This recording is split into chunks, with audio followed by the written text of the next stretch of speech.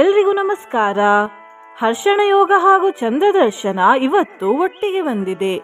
ಈ ರೀತಿಯ ಶುಕ್ರವಾರ ಮತ್ತೆ ಪುನಃ ತುಂಬಾ ವರ್ಷಗಳ ನಂತರ ಬರ್ತದೆ. ಚಂದ್ರದೇವರು ಲಕ್ಷ್ಮೀದೇವಿಯ ಸಹೋದರ. ಯಾಕಂದ್ರೆ ಚಂದ್ರದೇವರು ಮತ್ತು ಲಕ್ಷ್ಮೀದೇವಿ ಇಬ್ಬರು ಸಮುದ್ರ ಮಂಥನದ ಸಮಯದಲ್ಲಿ ಕ್ಷೀರಸಾಗರದಿಂದ ಹೊರಗೆ ಬಂದದ್ದು. ಇವತ್ತು ಈ ಮಂತ್ರವನ್ನು ಭಕ್ತಿಯಿಂದ ಕೇಳಿದ್ರೆ ಲಕ್ಷ್ಮೀದೇವಿ ಹಾಗೂ ಚಂದ್ರದೇವರ ಆಶೀರ್ವಾದ ಪ್ರಾಪ್ತಿಯಾಗ್ತದೆ, ಪುತ್ರ ಪ್ರಾಪ್ತಿ ಆಗ್ತದೆ. ಇಲ್ಲಿ ಪುತ್ರ ಅಂದ್ರೆ ಸಂತಾನ ಅಂತ ಅರ್ಥ. ಧನ ಪ್ರಾಪ್ತಿ ಆಗ್ತದೆ. ಮನೆಯಲ್ಲಿ ಯಾವತ್ತೂ ಧಾನ್ಯದ ಅಂದರೆ ಆಹಾರದ ಕೊರತೆ ಕಂಡುಬರುವುದಿಲ್ಲ.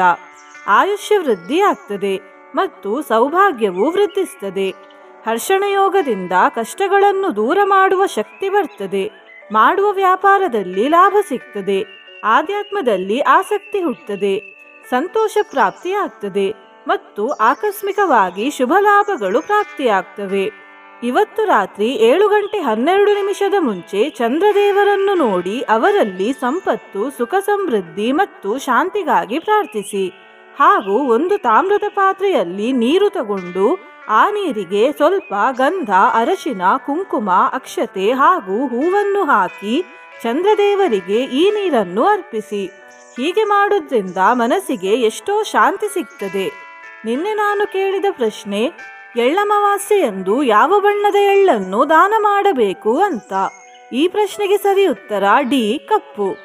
ಸರಿ ಉತ್ತರ ಕೊಟ್ಟವರಲ್ಲಿ ಒಬ್ಬರ ಹೆಸರು ಮಾಲ್ತಿ ಜಗದೀಶ್. ಮಾಲ್ತಿ ಜಗದೀಶ್ ಅವರೇ, ಭಕ್ತಿ ಮಾಡುವುದನ್ನು ಬಿಡಬೇಡಿ ಅಂತ ಹೇಳ್ತಾ ಇವತ್ತಿನ ಪ್ರಶ್ನೆಯನ್ನು ನೋಡುವ. ಯಾವ ತಿಥಿಯ ನಂತರದ ಚಂದ್ರದರ್ಶನ ವಿಶೇಷವಾಗಿರುತ್ತದೆ? ಎ, ದ್ವಾದಶಿ, ಬಿ, ಅಮಾವಾಸ್ಯೆ, ಸಿ, ಹುಣ್ಣಿಮೆ, ಡಿ, ನವಮಿ. ಈ ಪ್ರಶ್ನೆಗೆ ಸರಿ ಉತ್ತರ ಕೊಟ್ಟವರಲ್ಲಿ ಒಬ್ಬರ ಹೆಸರನ್ನು ನಾಳಿನ ವಿಡಿಯೋದಲ್ಲಿ ಹೇಳ್ತೇನೆ. ಬನ್ನಿ ಈಗ ಈ ಶಕ್ತಿಶಾಲಿ ಮಂತ್ರವನ್ನು 108 ಬಾರಿ ಭಕ್ತಿಯಿಂದ ಕೇಳುವ. ಅದಕ್ಕಿಂತ ಮುಂಚೆ ಓಂ ಚಂದ್ರಾಯ ನಮಃ, ಓಂ ಲಕ್ಷ್ಮಿಯೇ ನಮಃ ಅಂತ ಕಮೆಂಟ್ ಮಾಡಿ. ಚಾನಲಿಗೆ ಹೊಸಬ್ರಾಗಿದ್ರೆ ಚಾನಲ್ ಅನ್ನು ಸಬ್ಸ್ಕ್ರೈಬ್ ಮಾಡಿ, ಹತ್ರ ಇರುವ ಬೆಲ್ ಬಟನ್ ಪ್ರೆಸ್ ಮಾಡಿ, ಆಲ್ ಅನ್ನೋ ಆಪ್ಷನ್ ಅನ್ನ ಸೆಲೆಕ್ಟ್ ಮಾಡಿ. ಪುತ್ರ ಪೌತ್ರಂ ಧನಂ ಧಾನ್ಯಂ ಹಸ್ತ್ಯಶ್ವಾದಿಗೇವರಥಂ ಪ್ರಜಾನಾಂ ಭವಸಿ ಮಾತಾ ಆಯುಷ್ಮಂತಂ ಕರೋತು ಮೇ. ಪುತ್ರ ಪೌತ್ರಂ ಧನಂ ಧಾನ್ಯಂ ಹಸ್ತ್ಯಶ್ವಾದಿಗೇವರಥಂ ಪ್ರಜಾನಾಂ ಭವಸಿ ಮಾತಾ ಆಯುಷ್ಮಂತಂ ಕರೋತು ಮೇ. ಪುತ್ರ ಪೌತ್ರಂ ಧನಂ ಧಾನ್ಯಂ ಹಸ್ತ್ಯಶ್ವಾದಿಗೇವರಥಂ ಪ್ರಜಾನಾಂ ಭವಸಿ ಮಾತಾ ಆಯುಷ್ಮಂತಂ ಕರೋತು ಮೇ. ಪುತ್ರ ಪೌತ್ರಂ ಧನಂ ಧಾನ್ಯಂ ಹಸ್ತ್ಯಶ್ವಾದಿಗೇವರಥಂ ಪ್ರಜಾನಾಂ ಭವಸಿ ಮಾತಾ ಆಯುಷ್ಮಂತಂ ಕರೋತು ಮೇ. ಪುತ್ರ ಪೌತ್ರಂ ಧನಂ ಧಾನ್ಯಂ ಹಸ್ತ್ಯಶ್ವಾದಿಗೇವರಥಂ ಪ್ರಜಾನಾಂ ಭವಸಿ ಮಾತಾ ಆಯುಷ್ಮಂತಂ ಕರೋತು ಮೇ. ಪುತ್ರ ಪೌತ್ರಂ ಧನಂ ಧಾನ್ಯಂ ಹಸ್ತ್ಯಶ್ವಾದಿಗೇವರಥಂ ಪ್ರಜಾನಾಂ ಭವಸಿ ಮಾತಾ ಆಯುಷ್ಮಂತಂ ಕರೋತು ಮೇ. ಪುತ್ರ ಪೌತ್ರಂ ಧನಂ ಧಾನ್ಯಂ ಹಸ್ತ್ಯಶ್ವಾದಿಗೇವರಥಂ ಪ್ರಜಾನಾಂ ಭವಸಿ ಮಾತಾ ಆಯುಷ್ಮಂತಂ ಕರೋತು ಮೇ. ಪುತ್ರ ಪೌತ್ರಂ ಧನಂ ಧಾನ್ಯಂ ಹಸ್ತ್ಯಶ್ವಾದಿಗೇವರಥಂ ಪ್ರಜಾನಾಂ ಭವಸಿ ಮಾತಾ ಆಯುಷ್ಮಂತಂ ಕರೋತು ಮೇ. ಪುತ್ರ ಪೌತ್ರಂ ಧನಂ ಧಾನ್ಯಂ ಹಸ್ತ್ಯಶ್ವಾದಿಗೇವರಥಂ ಪ್ರಜಾನಾಂ ಭವಸಿ ಮಾತಾ ಆಯುಷ್ಮಂತಂ ಕರೋತು ಮೇ. ಪುತ್ರ ಪೌತ್ರಂ ಧನಂ ಧಾನ್ಯಂ ಹಸ್ತ್ಯಶ್ವಾದಿಗೇವರಥಂ ಪ್ರಜಾನಾಂ ಭವಸಿ ಮಾತಾ ಆಯುಷ್ಮಂತಂ ಕರೋತು ಮೇ. ಪುತ್ರ ಪೌತ್ರಂ ಧನಂ ಧಾನ್ಯಂ ಹಸ್ತ್ಯಶ್ವಾದಿಗೇವರಥಂ ಪ್ರಜಾನಾಂ ಭವಸಿ ಮಾತಾ ಆಯುಷ್ಮಂತಂ ಕರೋತು ಮೇ. ಪುತ್ರ ಪೌತ್ರಂ ಧನಂ ಧಾನ್ಯಂ ಹಸ್ತ್ಯಶ್ವಾದಿಗೇವರಥಂ ಪ್ರಜಾನಾಂ ಭವಸಿ ಮಾತಾ ಆಯುಷ್ಮಂತಂ ಕರೋತು ಮೇ. ಪುತ್ರ ಪೌತ್ರಂ ಧನಂ ಧಾನ್ಯಂ ಹಸ್ತ್ಯಶ್ವಾದಿಗೇವರಥಂ प्रजानां भवसी माता आयुष्मन्तं करोतु मे पुत्रपौत्रं धनं धान्यं हस्त्यश्वादिगे वरथं प्रजानां भवसी माता आयुष्मन्तं करोतु मे पुत्रपौत्रं धनं धान्यं हस्त्यश्वादिगे वरथं प्रजानां भवसी माता आयुष्मन्तं करोतु मे पुत्रपौत्रं धनं धान्यं हस्त्यश्वादिगे वरथं प्रजानां भवसी माता आयुष्मन्तं करोतु मे पुत्रपौत्रं धनं धान्यं हस्त्यश्वादिगे वरथं प्रजानां भवसी माता आयुष्मन्तं करोतु मे पुत्रपौत्रं धनं धान्यं हस्त्यश्वादिगे वरथं प्रजानां भवसी माता आयुष्मन्तं करोतु मे पुत्रपौत्रं धनं धान्यं हस्त्यश्वादिगे वरथं प्रजानां भवसी माता आयुष्मन्तं करोतु मे पुत्रपौत्रं धनं धान्यं हस्त्यश्वादिगे वरथं प्रजानां भवसी माता आयुष्मन्तं करोतु मे पुत्रपौत्रं धनं धान्यं हस्त्यश्वादिगे वरथं प्रजानां भवसी माता आयुष्मन्तं करोतु मे पुत्रपौत्रं धनं धान्यं हस्त्यश्वादिगे वरथं प्रजानां भवसी माता आयुष्मन्तं करोतु मे पुत्रपौत्रं धनं धान्यं हस्त्यश्वादिगे वरथं प्रजानां भवसी माता आयुष्मन्तं करोतु मे पुत्रपौत्रं धनं धान्यं हस्त्यश्वादिगे वरथं प्रजानां भवसी माता आयुष्मन्तं करोतु मे पुत्रपौत्रं धनं धान्यं हस्त्यश्वादिगे वरथं प्रजानां भवसी माता आयुष्मन्तं करोतु मे पुत्रपौत्रं धनं धान्यं हस्त्यश्वादिगे वरथं प्रजानां भवसी माता आयुष्मन्तं करोतु मे पुत्रपौत्रं धनं धान्यं हस्त्यश्वादिगे वरथं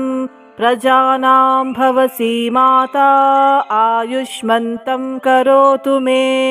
पुत्रपौत्रं धनं धान्यं हस्त्यश्वादिगे वरथं प्रजानां भवसी माता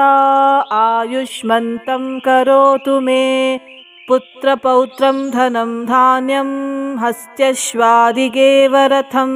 प्रजानां भवसी माता आयुष्मन्तं करोतु मे पुत्रपौत्रं धनं धान्यं हस्त्यश्वादिगे वरथं प्रजानां भवसी माता आयुष्मन्तं करोतु मे पुत्रपौत्रं धनं धान्यं हस्त्यश्वादिगे वरथं प्रजानां भवसी माता आयुष्मन्तं करोतु मे पुत्रपौत्रं धनं धान्यं हस्त्यश्वादिगे वरथं प्रजानां भवसी माता आयुष्मन्तं करोतु मे पुत्रपौत्रं धनं धान्यं हस्त्यश्वादिगे वरथं प्रजानां भवसी माता आयुष्मन्तं करोतु मे पुत्रपौत्रं धनं धान्यं हस्त्यश्वादिगे वरथं प्रजानां भवसी माता आयुष्मन्तं करोतु मे पुत्रपौत्रं धनं धान्यं हस्त्यश्वादिगे वरथं प्रजानां भवसी माता आयुष्मन्तं करोतु मे पुत्रपौत्रं धनं धान्यं हस्त्यश्वादिगे वरथं प्रजानां भवसी माता आयुष्मन्तं करोतु मे पुत्रपौत्रं धनं धान्यं हस्त्यश्वादिगे वरथं प्रजानां भवसी माता आयुष्मन्तं करोतु मे पुत्रपौत्रं धनं धान्यं हस्त्यश्वादिगेव रथं प्रजानां भवसी माता आयुष्मन्तं करोतु मे पुत्रपौत्रं धनं धान्यं हस्त्यश्वादिगेव रथं प्रजानां भवसी माता आयुष्मन्तं करोतु मे पुत्रपौत्रं धनं धान्यं हस्त्यश्वादिगेव रथं प्रजानां भवसी माता आयुष्मन्तं करोतु मे पुत्रपौत्रं धनं धान्यं हस्त्यश्वादिगेव रथं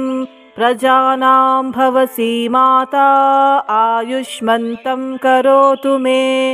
पुत्रपौत्रं धनं धान्यं हस्त्यश्वादिगेव रथं प्रजानां भवसी माता आयुष्मन्तं करोतु मे पुत्रपौत्रं धनं धान्यं हस्त्यश्वादिगेव रथं प्रजानां भवसी माता आयुष्मन्तं करोतु मे पुत्रपौत्रं धनं धान्यं हस्त्यश्वादिगेव रथं प्रजानां भवसी माता आयुष्मन्तं करोतु मे पुत्रपौत्रं धनं धान्यं हस्त्यश्वादिगेव रथं प्रजानां भवसी माता आयुष्मन्तं करोतु मे पुत्रपौत्रं धनं धान्यं हस्त्यश्वादिगेव रथं प्रजानां भवसी माता आयुष्मन्तं करोतु मे पुत्रपौत्रं धनं धान्यं हस्त्यश्वादिगेव रथं प्रजानां भवसी माता आयुष्मन्तं करोतु मे पुत्रपौत्रं धनं धान्यं हस्त्यश्वादिगेव रथं प्रजानां भवसी माता आयुष्मन्तं करोतु मे पुत्रपौत्रं धनं धान्यं हस्त्यश्वादिगेव रथं प्रजानां भवसी माता आयुष्मन्तं करोतु मे पुत्रपौत्रं धनं धान्यं हस्त्यश्वादिगेव रथं प्रजानां भवसी माता आयुष्मन्तं करोतु मे पुत्रपौत्रं धनं धान्यं हस्त्यश्वादिगेव रथं प्रजानां भवसी माता आयुष्मन्तं करोतु मे पुत्रपौत्रं धनं धान्यं हस्त्यश्वादिगेव रथं प्रजानां भवसी माता आयुष्मन्तं करोतु मे पुत्रपौत्रं धनं धान्यं हस्त्यश्वादिगेव रथं प्रजानां भवसी माता आयुष्मन्तं करोतु मे पुत्रपौत्रं धनं धान्यं हस्त्यश्वादिगेव रथं प्रजानां भवसी माता आयुष्मन्तं करोतु मे पुत्रपौत्रं धनं धान्यं हस्त्यश्वादिगेव रथं प्रजानां भवसी माता आयुष्मन्तं करोतु मे पुत्रपौत्रं धनं धान्यं हस्त्यश्वादिगेव रथं प्रजानां भवसी माता आयुष्मन्तं करोतु मे पुत्रपौत्रं धनं धान्यं हस्त्यश्वादिगेव रथं प्रजानां भवसी माता आयुष्मन्तं करोतु मे पुत्रपौत्रं धनं धान्यं हस्त्यश्वादिगेव रथं प्रजानां भवसी माता आयुष्मन्तं करोतु मे पुत्रपौत्रं धनं धान्यं हस्त्यश्वादिगेव रथं प्रजानां भवसी माता आयुष्मन्तं करोतु मे पुत्रपौत्रं धनं धान्यं हस्त्यश्वादिगेव रथं प्रजानां भवसी माता आयुष्मन्तं करोतु मे पुत्रपौत्रं धनं धान्यं हस्त्यश्वादिगेव रथं प्रजानां भवसी माता आयुष्मन्तं करोतु मे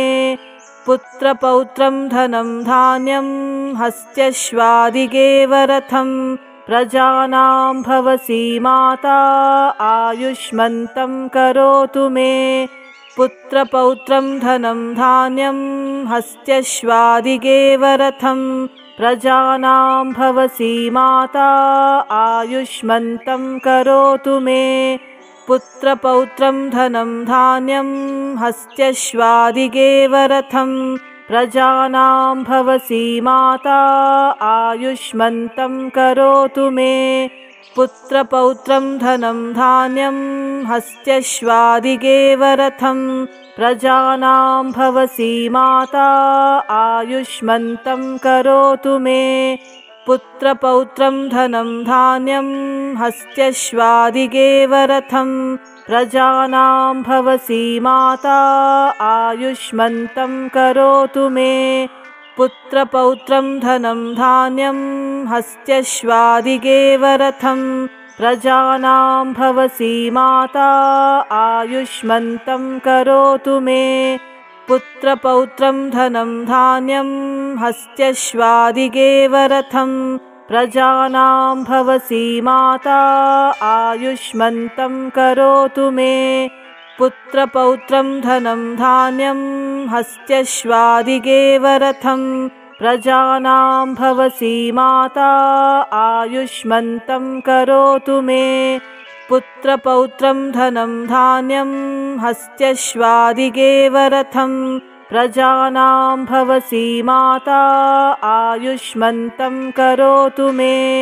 पुत्रपौत्रं धनं धान्यं हस्त्यश्वादिगेव रथं प्रजानां भवसी माता आयुष्मन्तं करोतु मे पुत्रपौत्रं धनं धान्यं हस्त्यश्वादिगेव रथं प्रजानां भवसी माता आयुष्मन्तं करोतु मे पुत्रपौत्रं धनं धान्यं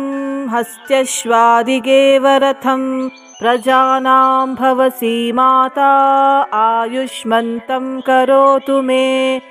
पुत्रपौत्रं धनं धान्यं हस्त्यश्वादिगेव रथं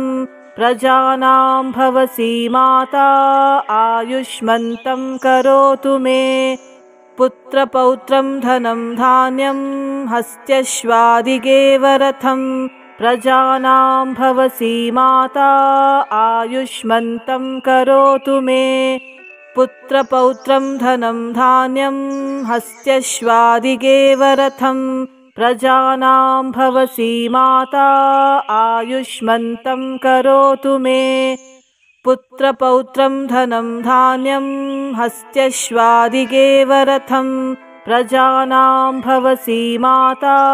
आयुष्मन्तं करोतु मे पुत्रपौत्रं धनं धान्यं हस्त्यश्वादिगेव रथं प्रजानां भवसी माता आयुष्मन्तं करोतु मे पुत्रपौत्रं धनं धान्यं हस्त्यश्वादिगेव रथं प्रजानां भवसी माता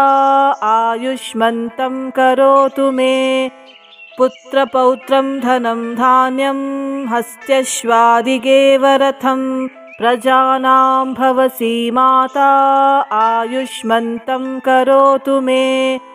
पुत्रपौत्रं धनं धान्यं हस्त्यश्वादिगेव रथं प्रजानां भवसी माता आयुष्मन्तं करोतु मे पुत्रपौत्रं धनं धान्यं हस्त्यश्वादिगेव रथं प्रजानां भवसी माता आयुष्मन्तं करोतु मे पुत्रपौत्रं धनं धान्यं हस्त्यश्वादिगेव रथं प्रजानां भवसी माता आयुष्मन्तं करोतु मे पुत्रपौत्रं धनं धान्यं हस्त्यश्वादिगेव रथं प्रजानां भवसी माता आयुष्मन्तं करोतु मे पुत्रपौत्रं धनं धान्यं हस्त्यश्वादिगेव रथं प्रजानां भवसी माता आयुष्मन्तं करोतु मे पुत्रपौत्रं धनं धान्यं हस्त्यश्वादिगेव रथं प्रजानां भवसी माता आयुष्मन्तं करोतु मे पुत्रपौत्रं धनं धान्यं हस्त्यश्वादिगेव रथं प्रजानां भवसी माता आयुष्मन्तं करोतु मे पुत्रपौत्रं धनं धान्यं हस्त्यश्वादिगेव रथं प्रजानां भवसी माता आयुष्मन्तं करोतु मे पुत्रपौत्रं धनं धान्यं हस्त्यश्वादिगेव रथं प्रजानां भवसी माता आयुष्मन्तं करोतु मे पुत्रपौत्रं धनं धान्यं हस्त्यश्वादिगेव रथं प्रजानां भवसी माता आयुष्मन्तं करोतु मे पुत्रपौत्रं धनं धान्यं हस्त्यश्वादिगेव रथं प्रजानां भवसी माता आयुष्मन्तं करोतु मे पुत्रपौत्रं धनं धान्यं हस्त्यश्वादिगेव रथं प्रजानां भवसी माता आयुष्मन्तं करोतु मे पुत्रपौत्रं धनं धान्यं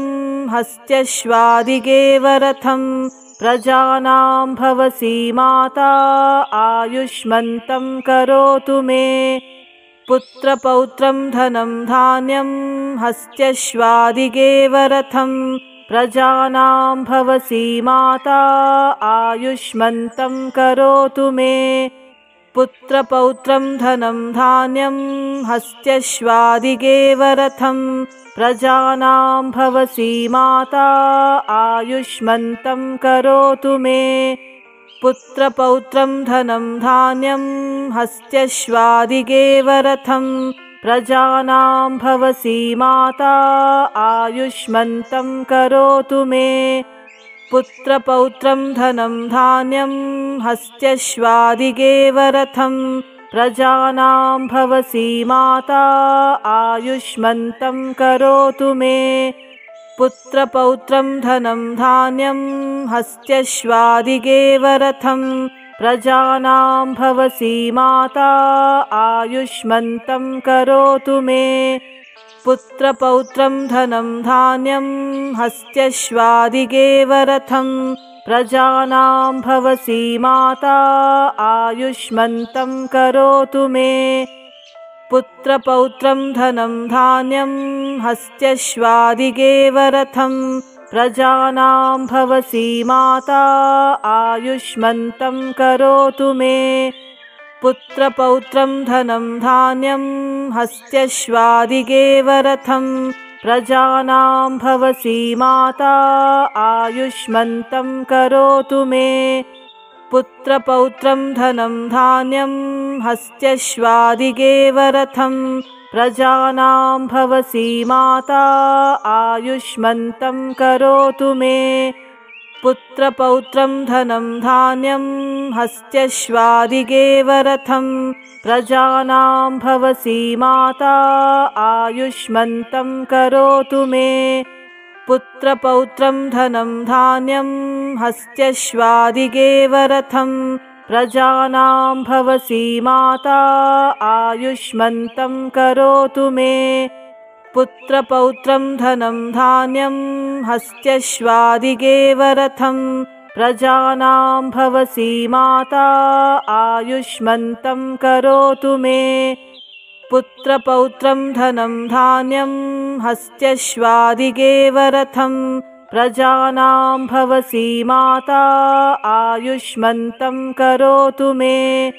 पुत्रपौत्रं धनं धान्यं हस्त्यश्वादिगेव रथं प्रजानां भवसी माता आयुष्मन्तं करोतु मे पुत्रपौत्रं धनं धान्यं हस्त्यश्वादिगेव रथं प्रजानां भवसी माता आयुष्मन्तं करोतु मे